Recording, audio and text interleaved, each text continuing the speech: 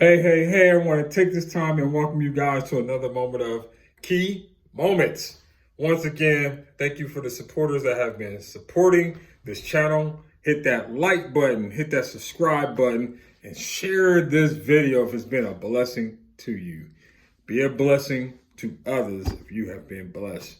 On tonight, I want to talk about a subject for a short time. Won't keep you long. And once again, hit the like button and subscribe and share. As you read in your Bible on this story in Daniel 3, it's about Meshach, Shadrach, and Abednego. If you're familiar with that text, it's about the three young men that were thrown into the fiery furnace by King Nebuchadnezzar for not wanting to bow down and worship. And, a lot of times in life, like we're going through different storms and it feels like fiery storms. And there's an old saying that you don't look like what you've been through. You don't look like what you've been through. I want to give somebody some hope. For the title of this is You Had to Go Through It, but thank God you don't look like what you've been through. When you read that story in Daniel 3, read it on your own time. It's pretty fascinating, great story.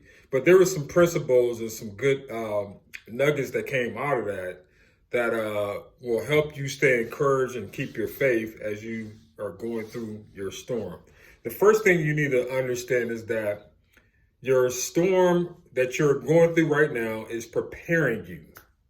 It's preparing you. You think about it. Not everyone can handle what you've been through or what you're going through. And, a lot of times people say, I understand your struggle. I understand that.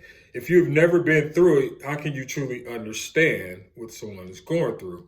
Like if you've never been through losing a mom or dad and you have somebody that lost a mom or dad, how can you understand that pain and hurt? Or how could you understand losing a child if you never lost a child? Only thing you can really do is be there for them with the ministry of presence. Like you really can't relate to that. You can only pray for them. So, this test is going to prepare you, and some folks are not going to understand, and that's okay. Like your test is for you. It's for you to pass it. It's for you to go through it. But it's going to prepare you for what's to come. It's preparing you. It's either strengthening your faith. It's either strengthening your prayer life. It's strengthening your relationship with God. It could be getting rid of things. Like you might have to cut some things off of your life to get you prepared for what you're about to walk into. It's going to prepare you. The next thing, what you're going through, like God is going to protect you. He's preparing you, but he's going to protect you. Like stuff you've been through would have killed others, but God kept you safe. He protected you. It's an old saying in the word that he protects us from danger seen and unseen. My grandparents used to tell me that all the time, that he's a sleepless watchman, that he's always watching over you. Like he protects you from things that you didn't even see coming your way, like he held it off. And so as you're going through this, there's things that God is protecting you from. There's things that he's keeping away from you because you're getting prepared for something. So he has to protect you. You're carrying something that's so valuable, that's getting ready to be a blessing for others, that he's protecting you. Like you are pregnant with destiny. You're pregnant with purpose. You're pregnant with possibilities. And so God is going to protect you as you're going through. The third thing is, God, he's going to preserve you. Like God is going to allow you to survive. Why? Because he's always with us. Like preserve means survive. Like what you think is going to kill you, you're going to actually survive it.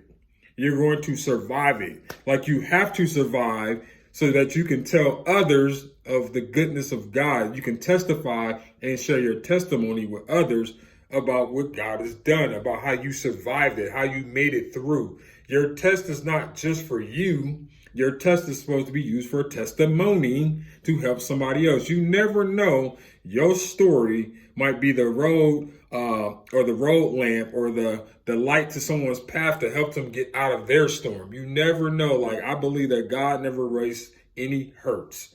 He uses our pain for purpose. So he's going to preserve you because you have ministry on the other side of your storm. Lastly, he's going to promote you. God will promote you. God will promote you. After you come out of your storm, there's always a greater blessing on the other side. You got to read Daniel 3. These points I'm giving you is going to match up in Daniel 3. He's going to promote you. Sometimes we believe that we're being punished when we're going through a storm, that he's forsaken us, that you did something wrong. It could just be a test to see how faithful you will be where you are, how faithful you will be on your job, in your friendships, your relationships. How faithful would you be in your career, towards others, towards him? Like, testings are not always meant for things that you've done bad. Testing is an opportunity to see how well you will be faithful where you are and how committed you will be where you are so you can get promoted. Why would I trust you with more if I can't trust you with less? You know what I mean? It's like that analogy, like you give your children money and you might start off with $1, $5, $10, $20, and then more. The more you can trust them with the little that you start out with, the more you trust them with more responsibilities. Same thing with God. Like, how can he trust you with more money if you can't be a steward over the little money that you have? How can he trust you with a bigger position if you're not faithful and committed to your current position? See, faithfulness is connected to like your promotion. After you come out, it's a blessing on another side. It's a blessing on the other side. So I hope that you were blessed by this short video of nuggets. It's in Daniel 3 about Meshach, Shadrach, and Abednego. That you got to understand while you're in the midst of the storm, you're going to come out and people are going to say, you don't look like what you've been through. Why? Because God is going to prepare you. He's going to protect you. He's going to preserve you. And in the end, you're going to get promoted.